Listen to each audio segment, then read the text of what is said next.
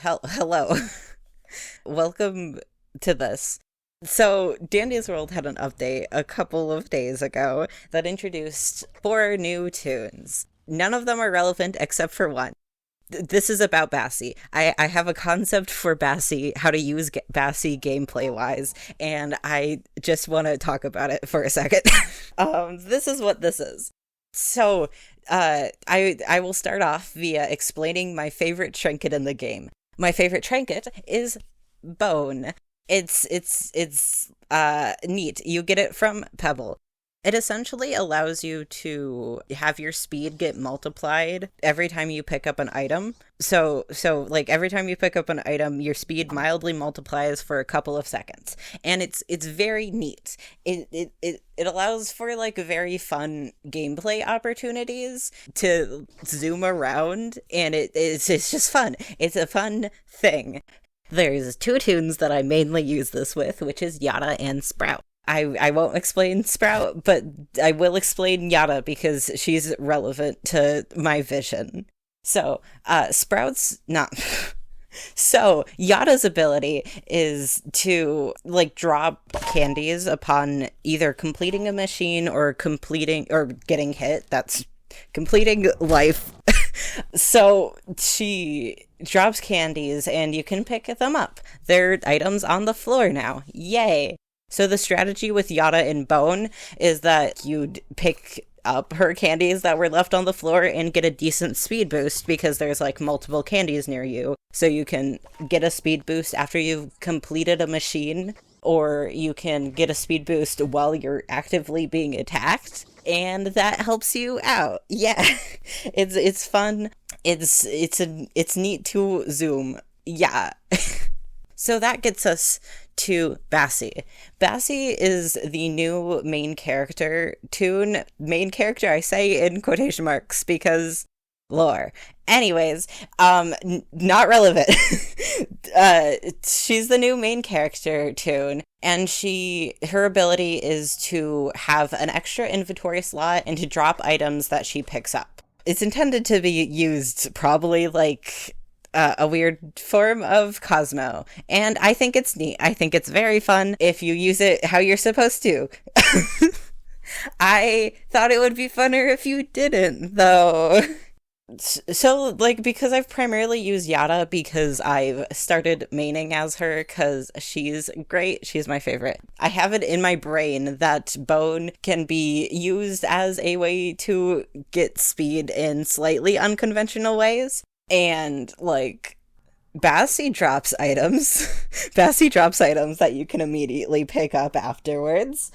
And, yeah, it works. You can drop items and then immediately pick them up afterwards and then get more of a speed boost than you would otherwise. It's not, like, the most functional thing, because if you do it that way, you kind of just gotta stand in that one spot, drop the item, and then pick it up again, and then do that multiple times, and then you'd have the speed boost for, like, 2 seconds, because you've been standing through half of the seconds that you have the speed boost, trying to get more speed. And that's not functional in pretty much any situation. I'm sure someone could use this efficiently, but I have a better idea. So Bassie doesn't work very well as a distractor. She has like really good speed, but if I were to choose a distractor that has her same amount of speed, I would go with Yada instead, partly because I just really like Yada. Interjection. Bassie has 5-star speed. I don't know why I thought she had 4 when recording this part. I would pick Pebble instead, not Yada. But, like, mostly because she has really good stealth, which isn't great for distractors. You kind of gotta, like, work around people a lot. And people are hard to work around if you have really low stealth. It's a struggle for Pebble, who doesn't even have very low stealth. You can imagine it's gonna be a struggle for Bassie. So if you're gonna distract with someone, it's better to use a different tune. But if she has a use that outweighs the negative of having really good stealth, then maybe she's worth using, you know? And sometimes that positive can be a just creating a challenge for yourself. Yay! So, my concept, this is a so roundabout way of explaining everything. So, my concept is that you get a couple items and then you drop them on the floor in strategic positions in a circular fashion, and then pick up the items as you walk around that circle to give you a mild speed boost, and that would allow you to more easily outwalk twisteds depending on how fast the twisteds are. And depending on how many items that you use at once, sometimes mild is not a good word to describe how fast you'd go. Yeah. That's my concept. That's my concept. So part of the benefit of this strategy is that it's a fun challenge. It's just fun to do. It's fun to walk in a circle and then try to pick up the items in time and then drop them immediately after, and then make sure you don't die. And then make sure you keep twisteds away from people because you have high stealth, and that would put you in like situations where it's more beneficial to like go into more crammed, closed spaces, and that's harder to distract in. And you're juggling items the entire time. It's fun. And specifically with this strategy, you can use the amount of items that you want to use.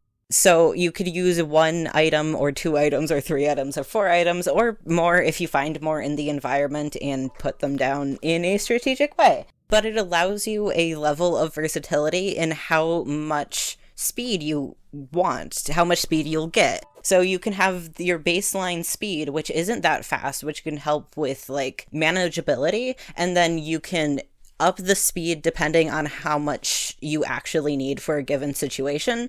If you're like using 0 other speed trinkets, which the way that I've tested it, I've used 0 other speed trinkets, you can juggle 1 item, and that would allow you to completely outwalk any of the slightly faster twisteds, like Toodles or Yada or Shelly.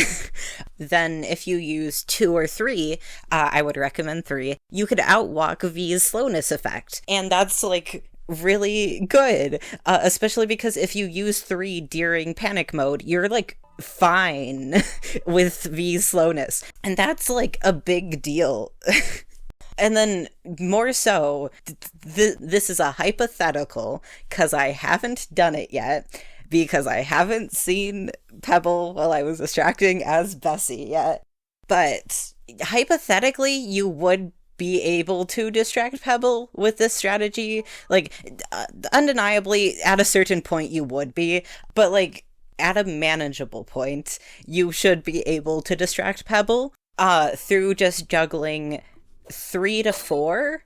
I would say 4, so that you can keep up the like proper amount that you need. But if you have like 4, you would have the speed modifier needed to outwalk Pebble. And you then would probably also be able to distract like non-Pebble twisteds at the same time fairly easily, hypothetically. And I say fairly easily with the concept that distracting Pebble is just kind of hard if you aren't doing the loop method. So with that as a caveat, you probably can do what Louis does and distract Pebble with just your walk speed. And to be clear with the numbers of the speed modifier, because I put in effort to figure out how the numbers work. Louis is known as the like the one toon that can outwalk Pebble, and that's with 1 heart, because like as Louis gets less hearts, he gets faster. With 1 heart. Interjection. I said Louis' numbers wrong while recording this part. I'm just here to say the right numbers. Louis' baseline walk speed is 15 plus 40% because of the 1 heart. And if you have like dog plush and a fitting ribbon spool or clown horn of the floor, which are Like Ribbon Spool and Clown Horn give you a speed boost depending on if you are on an even floor or if you're on an odd floor. With Ribbon Spool giving one on an even floor and Clown Horn giving one on an odd floor. And then Dog Plush is just a baseline plus 10% walk speed. So with those combined together, and Louie's heart, yeah. You get a total of 25.41. Which Twisted Pebble is, while chasing you in the normal mode, is 25 speed, and in the panic mode is 31.25 speed. But with Bassie and juggling 3 to 4 candy at once, I would recommend 4. Please go with a higher number. But with like 3 candy activated at once, you get a 95.3% modifier. And with 4 candy activated at once, you get a 144.1% modifier. And with her base speed of 20, you get 39.6 and 48.82 respectively. So that's higher than Louie's number. And I think that's all people need to know. That's all you need to know. It's higher than Louie's number. And Louie can already outwalk Pebble, but specifically only outwalk Pebble in the condition that the floor is whatever his second trinket is effective on. If it's not, he can't outwalk Pebble, but you can. You can be the person who outwalks Pebble as Bassie. That's enough reason. I think that's enough reason to consider her a good distractor. I don't think this was meant to be a defense of Bassie as a distractor. I don't know why it turned into this. I just think this is neat. I just really like Bone, and I think this is neat. It's fun, and I just wanted to explain it. Yeah. Thanks for listening. Bye.